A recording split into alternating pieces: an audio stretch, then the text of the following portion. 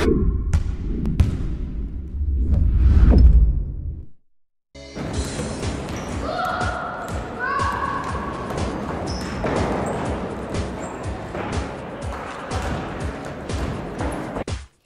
savaitę MKL Pulso dėmesys vėl nukrypsta į Karolio Čižiaus SKM KPMG komandą.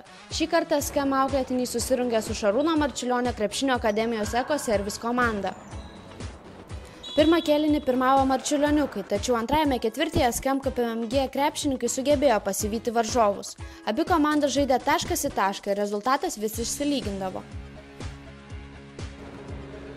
Pasak SKM auklėtinių, Šarūno Marčiulionio krepšinio akademijos ekipa buvo labiau nusiteikusi laimėti ir atėjus lemiamai akimirkai sugebėjo susidoroti su įtampa.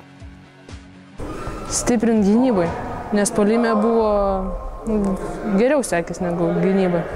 Kaip treneris sakė, kad jie atėjo norėdami žaisti, o mes nelabai.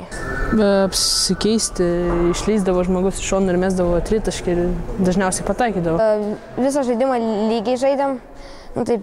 Pirmą kėlinį laiminėjo, bet po to mes antram prisivijom ir atrodo lyg ir tas trečią, ketvirtą kėlinį tas lygus buvo rezultatas, bet po to jie kažkaip gal susikaupė ir mes gal prasileidom tiesiog pavargę, nežinau, ir tiesiog prasileidom daug taškų.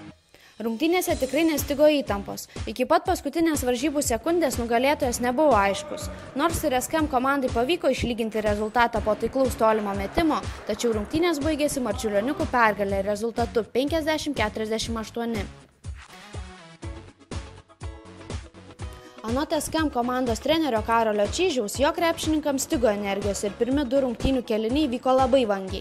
Treneris prisipažįsta, kad vaikinai sulaukė piktų žodžių dėl ne itin gero žaidimo aikštelėje. Išėjom pirmą, antrą kėlinį sužaidėm, kaip ir sakėte, tokie vangiai, užmingę, be jokios energijos, kas šeštadienį buvo daug energijos, bet gal ne kažkas sekdavosi.